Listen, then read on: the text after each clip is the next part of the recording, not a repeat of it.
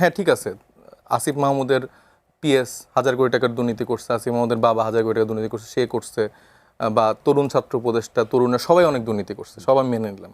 তা এখন বিএনপি যে 6 মাস সরকার গঠন করলেন, তারা তাইলে সেগুলাকে বিচার বিবেচনার মধ্যে সেগুলা তথ্য প্রমাণ এনে জনগণের সামনে এনে আমি দাবি করছি যে মানে যেটা যদি আমার বিরুদ্ধে এই ব্যাপার থাকে, আপনারা দ্রুত এটা আমাদেরকে বিচারের আওতায় আনেন। সেটা না এনে যদি প্রত্যেক দিন কালের কণ্ঠের মতো এরকম পত্রিকাতে ডেইলি আপনারা 10-12টা করে ফটো কাট দেন, হাসনাত আবদুল্লাহ যখন কালের কণ্ঠের বিরুদ্ধে সত্য কিছু ইনফরমেশন দেয়, তখন আপনারা 1000টা করে হচ্ছে যে ভুল ইনফরমেশন দেওয়া শুরু করেন, ফটো কাট দেওয়া শুরু করেন, এটা তো বিভ্রান্তিকর।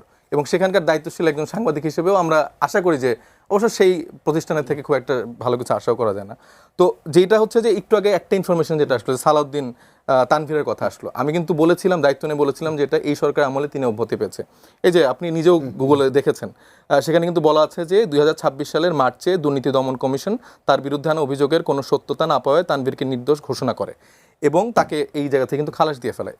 সালাউদ্দিন তানভীরকে কেন গ্রেফতার করা হয়েছে? ওই যে উনি হচ্ছে যে তারেক রহমানকে নিয়ে সমালোচনা বা একটু কটূক্তি করেছিল, সেই জায়গা থেকে আমরাও কিন্তু দলীয় অ্যাকশন নিয়েছি। কিন্তু এইভাবে ভিন্ন মতকে যে রাতারাতি গ্রেফতার করে তুলে নিয়ে যাবে, এটাই কিন্তু কোনোভাবে সমর্থনযোগ্য না। এটা আমাদের এই পুরনো সংস্কৃতিকে ফিরিয়ে আনছে, যেটা আওয়ামী লীগ সরকার করতো। এবং এটা 6 মাসেই তারা একরকম ডেমো দেখিয়ে দিয়েছে যে তোরা এরকম করলে নাসিরের মতো মায়ের খাবি, তানভীরের মতো তোকে তুলে নিয়ে যাওয়া হবে, আর অনেক কিছু আসতেছে।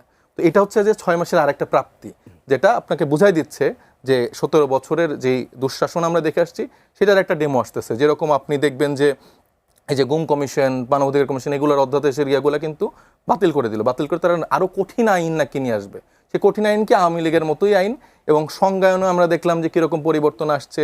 সেখানে আলাদা করে কি পরিবর্তন এনে যাদের বিরুদ্ধে যারা ভুক্তভোগী ফ্যামিলি অভিযোগ দেবে, তাদেরকেই তুলে নিয়ে যাওয়ার, যদি মিথ্যা প্রমাণ হয় তাদেরকে 5 বছরের কারাদণ্ড, এরকম নিয়ম রেখে যখন একটা আইন করা হয়, তাহলে সেটার সক্ষমতা বা যে জায়গাটা কিন্তু বোঝা যায়। এবং আমি বারবার যে কথাটা বলছি যে আমাদের উপরে দোষারোপের জায়গাটা উনি করতে পারেন, আমি এটাকে সাধুবাদ জানাই, কিন্তু আমি বলবো যে মিথ্যা ভুয়া কথা বলবেন না। আমরা যেটা বলি ইনফরমেশন রেখে কথা বলছি। আপনার প্রত্যেকটা দায়িত্বশীল পত্রিকাতে এই নিউজগুলো আছে। আমি আশা করব যারা টিভিতে দেখছেন তারা এগুলো মিলিয়ে নেবেন। আমি বলেছি 18টা উপজেলায় এই ফ্যামিলি কার্ড কেন্দ্রিক এরকম বিএনপির সন্ত্রাসীরা এরকম অঘটন ঘটিয়েছে, বিভিন্ন রকম হেনস্থা করছে, নারী ইউনিয়নকে নিয়ে মব করা হয়েছে। এবং উনি বলতে পারেন যে আচ্ছা তাহলে 18টা মাত্র, আরও তো অনেকগুলা উপজেলা আছে, তাহলে তো সেখানে হচ্ছে না। সেখানে কেন হচ্ছে না কারণ জানেন? কারণ সেখানে হচ্ছে তখন একটা আন্ডারস্ট্যান্ডিং নেগোসিয়েশন চলে গেছে, সেখানকারই ওনারা ভয় পেয়ে গেছে যে ভাই এদের সাথে পাঙ্গানি আসলে সুযোগ নাই, তাহলে সাইদ খান ভাইরা আরো ক্ষিপ্রতার সাথে সেই জায়গায় তারা এই চেঞ্জগুলো।